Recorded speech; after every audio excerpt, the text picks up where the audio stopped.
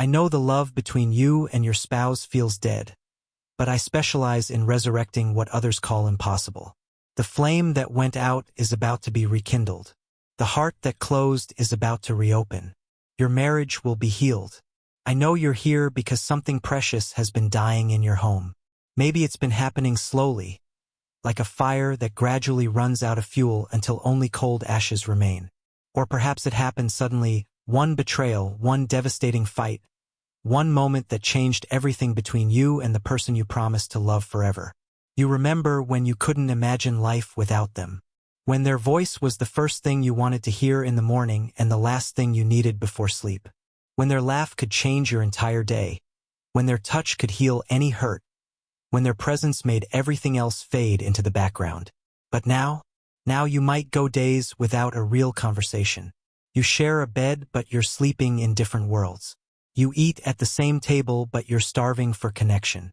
You live in the same house, but it feels like you're strangers. Roommates who happen to share a last name and some bills.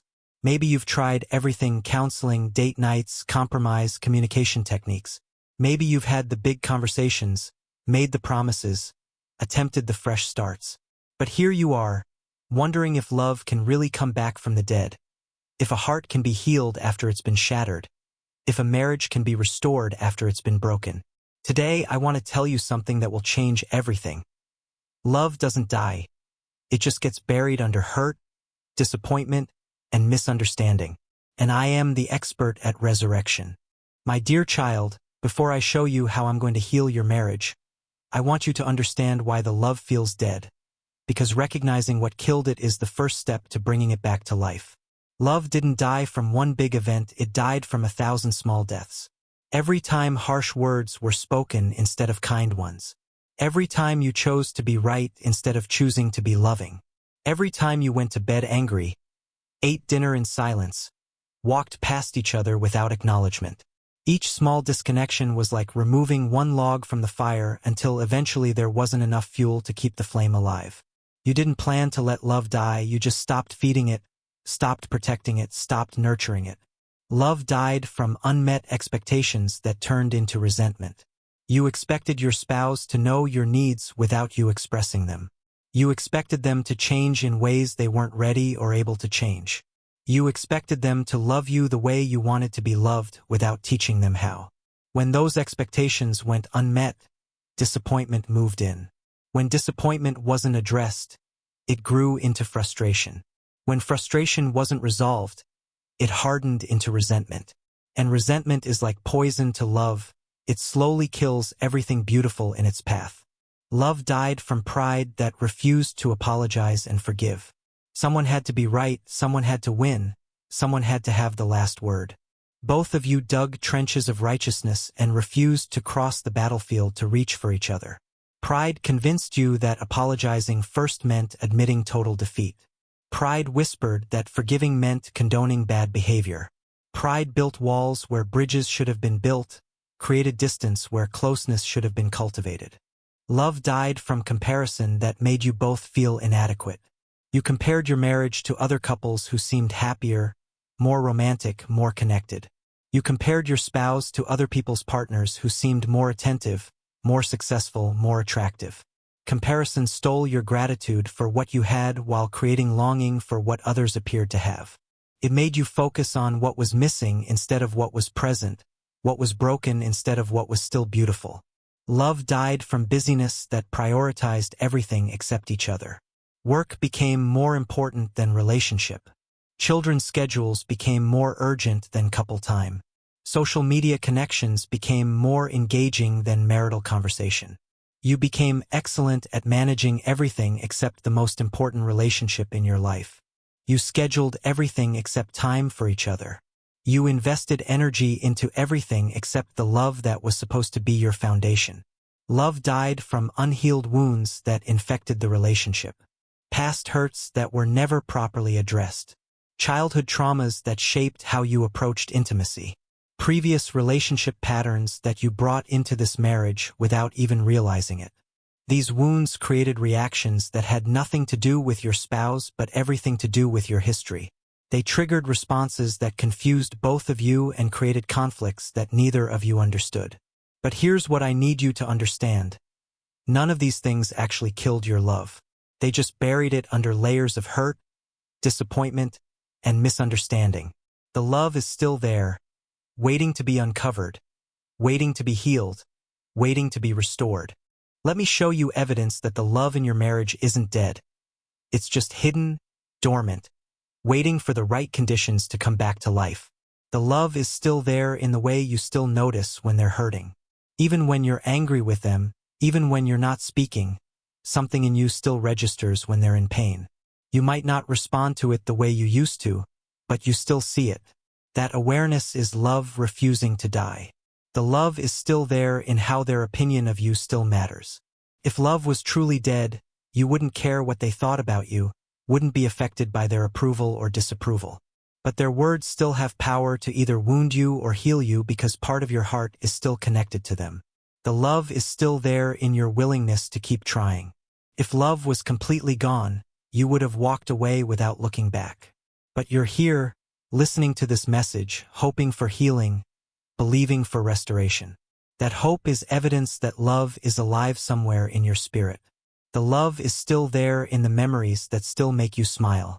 When you remember your wedding day, your first apartment, that vacation when everything was perfect, that joke that only the two of you understood, if love was dead, those memories would bring no warmth. But they do, because love created those moments and love still treasures them. The love is still there in how you talk about them to others. Even when you're frustrated, even when you're complaining, you still defend them when others criticize them too harshly. You still feel protective of them, still want good things for them, still see their potential even when you can't see your future together. The love is still there in the way you dream about what could be. Late at night, when the defenses are down and the heart speaks honestly, you still wish things were different. You still imagine conversations where understanding happens, moments where connection returns, seasons where love flourishes again. The love is still there in your prayers for each other. Even when you can't talk to them, you still talk to me about them.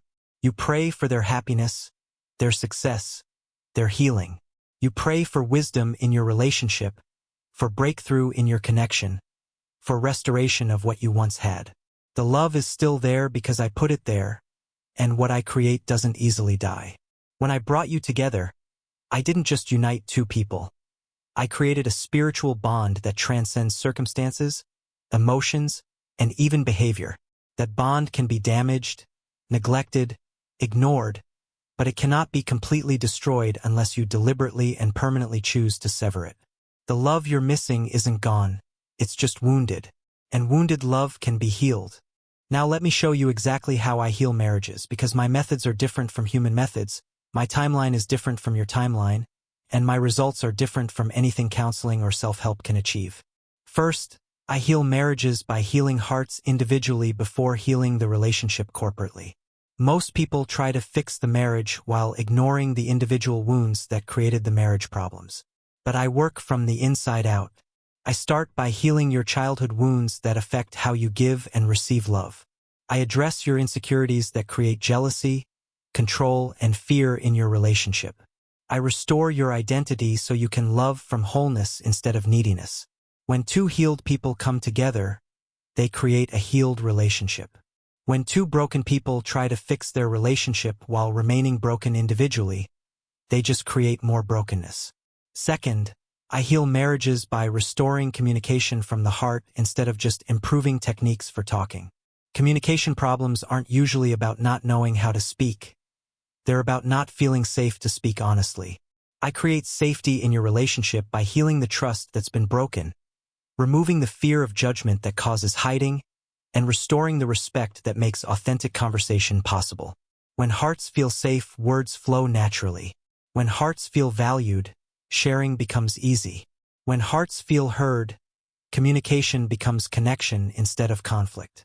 Third, I heal marriages by changing how you see each other instead of just trying to change how you treat each other. Behavior flows from perception. If you see your spouse as your enemy, you'll treat them defensively. If you see them as your greatest disappointment, you'll treat them with contempt. I restore the vision you once had of each other. I help you see your spouse through my eyes, as someone I love deeply, someone with unlimited potential, someone worthy of honor and respect. I remind you of why you fell in love with them in the first place and show you new reasons to fall in love with them again. Fourth, I heal marriages by teaching you to love each other the way I love you, unconditionally, consistently, and sacrificially. Human love is conditional. I'll love you if you make me happy, if you meet my needs, if you behave the way I want. Divine love is unconditional.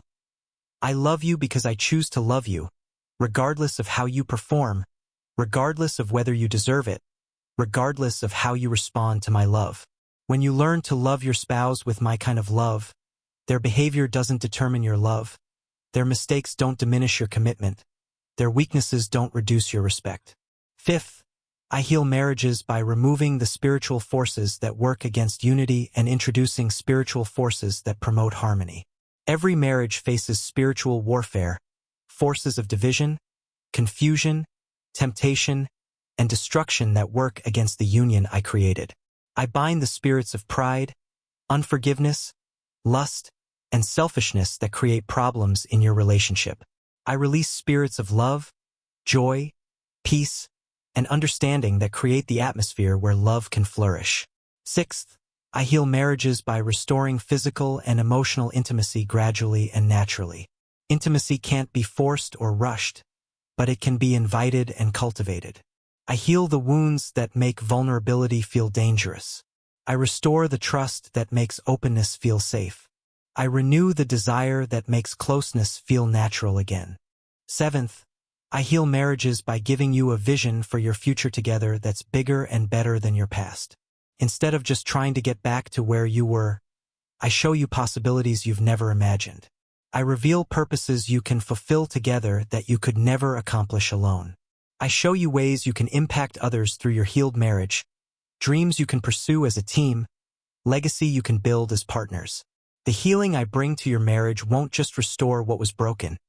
It will create something more beautiful than what you had before. I want to give you specific signs to watch for so you'll recognize when your marriage healing has begun, because I want you to cooperate with what I'm doing instead of missing it or resisting it. Sign number 1. One of you will begin to soften first. The walls that have been built will start to come down, not because of arguments or demands, but because my spirit is working in someone's heart. Pride will begin to crack, defensiveness will start to melt, and compassion will begin to emerge. This might look like unexpected kindness, unprompted apology, or simply the absence of the usual harshness. Don't dismiss these small changes as insignificant. They're evidence that the resurrection process has begun. Sign number 2. Conversations will begin to happen that haven't happened in months or years. Topics that were too dangerous to discuss will feel safer to approach. Questions that were too threatening to ask will start to be voiced. Feelings that were too vulnerable to share will begin to be expressed. These conversations might be awkward at first, but they're like physical therapy for your relationship. Uncomfortable but necessary for healing. Sign number 3. You'll start remembering why you fell in love.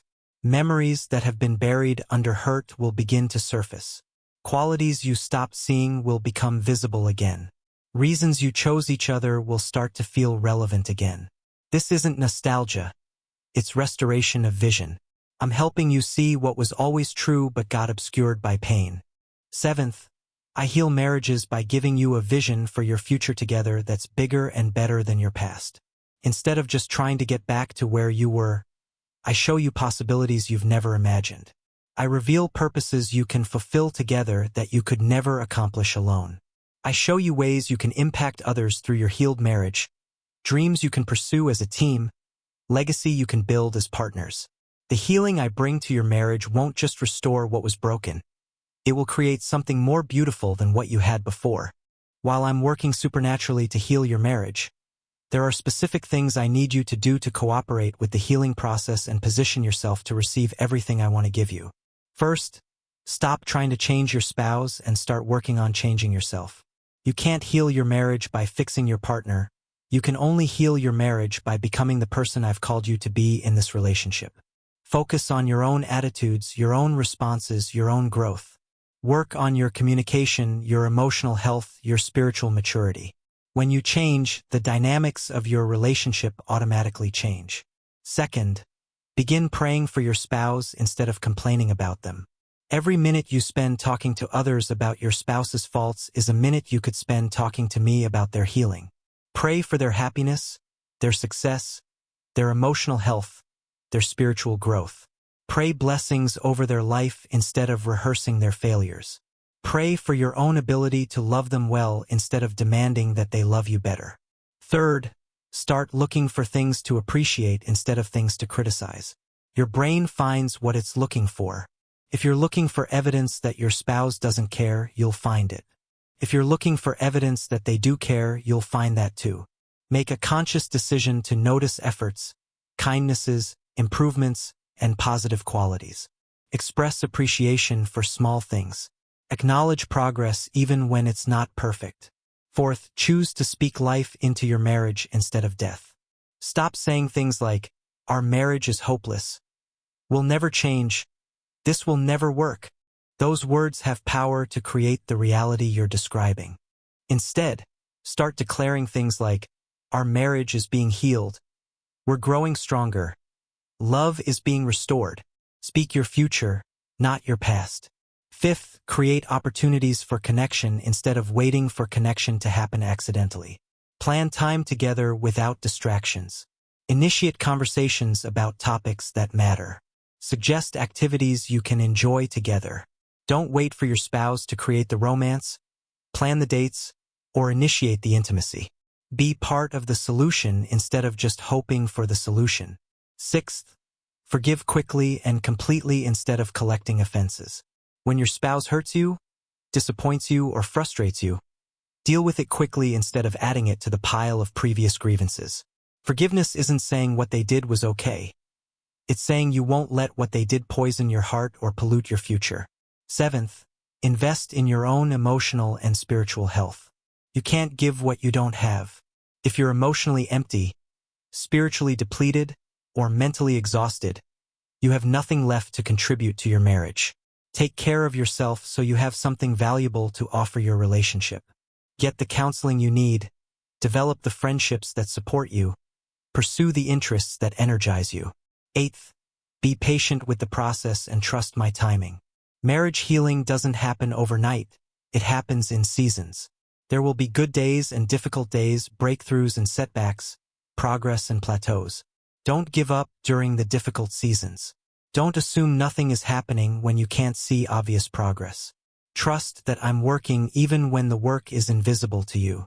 I want to paint you a picture of what your marriage will look like when my healing is complete, because I want you to have something beautiful to hope for and work toward. Your healed marriage will be characterized by safety instead of fear.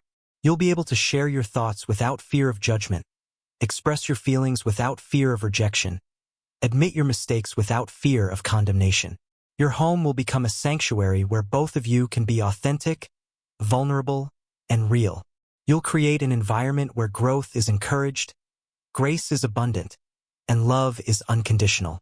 Your healed marriage will be marked by partnership instead of competition. Instead of fighting against each other, you'll fight for each other. Instead of trying to win arguments, you'll work to find solutions. Instead of keeping score, you'll work as a team. You'll celebrate each other's successes without jealousy, support each other's dreams without selfishness, and face challenges together without blame. Your healed marriage will be filled with laughter instead of tension. Joy will return to your home. Humor will become part of your connection again. Lightness will replace the heaviness that has characterized your relationship. You'll enjoy each other's company again, look forward to time together, and find pleasure in simple moments of connection. Your healed marriage will include physical intimacy that flows from emotional intimacy. As your hearts connect, your bodies will naturally want to connect too. Physical affection will become a natural expression of the love you feel instead of an obligation you perform. Your healed marriage will be a source of strength instead of stress. Instead of draining you, your relationship will energize you. Instead of complicating your life, it will simplify it. Instead of adding problems, it will provide solutions. You'll face life's challenges together, knowing that whatever comes, you have a partner who will stand with you, fight for you. Your healed marriage will become a testimony that encourages others. People will see the transformation in your relationship and ask what happened. Your marriage will become evidence that healing is possible, that love can be restored, that broken relationships can be made beautiful again. You'll be able to encourage other couples who are struggling, offering hope based on your own experience of restoration. Your healed marriage will fulfill purposes you never imagined. Together, you'll accomplish things you could never accomplish alone. You'll impact lives, serve causes, and build legacies that require the strength of partnership. Your healed marriage will be better than your first marriage to each other because it will be built on wisdom instead of just emotion, on choice instead of just feelings, on commitment instead of just attraction. My beloved child, as we end today, I want you to carry this truth in your heart. Your marriage is not beyond my ability to heal, and love is not beyond my power to restore. What looks impossible to you is just another day at the office for me. What seems too broken to fix is exactly the kind of challenge I specialize in. What feels too far gone to save is the perfect candidate for resurrection. I have healed marriages that everyone said were hopeless. I have restored love that everyone said was dead. I have reunited hearts that everyone said were incompatible. And I'm about to do the same thing in your marriage. The love you're missing isn't gone. It's just buried under hurt, disappointment, and misunderstanding. The connection you're craving isn't impossible. It's just waiting for the right conditions to flourish again. Your marriage healing begins today. Not next week when you feel more hopeful. Not next month when circumstances improve. Not next year when you've tried everything else. Today, as you choose to believe that restoration is possible. Today, as you decide to work on yourself instead of just trying to change your spouse. Today, as you begin to pray blessings instead of complaints. Today, as you start speaking life instead of death over your relationship. The resurrection of your marriage starts with the resurrection of hope in your heart. I'm asking you to believe for something you can't yet see, hope for something you haven't yet experienced, and work towards something that doesn't yet exist in your reality. But I promise you this. If you'll trust me with your marriage, I'll show you what healed love looks like. If you'll give me access to your heart, I'll give you access to miracles you never thought possible. If you'll cooperate with my healing process, I'll create something beautiful from what feels broken. Your marriage will be healed because I am the God who specializes in resurrection, and I never give up on love. Start believing it.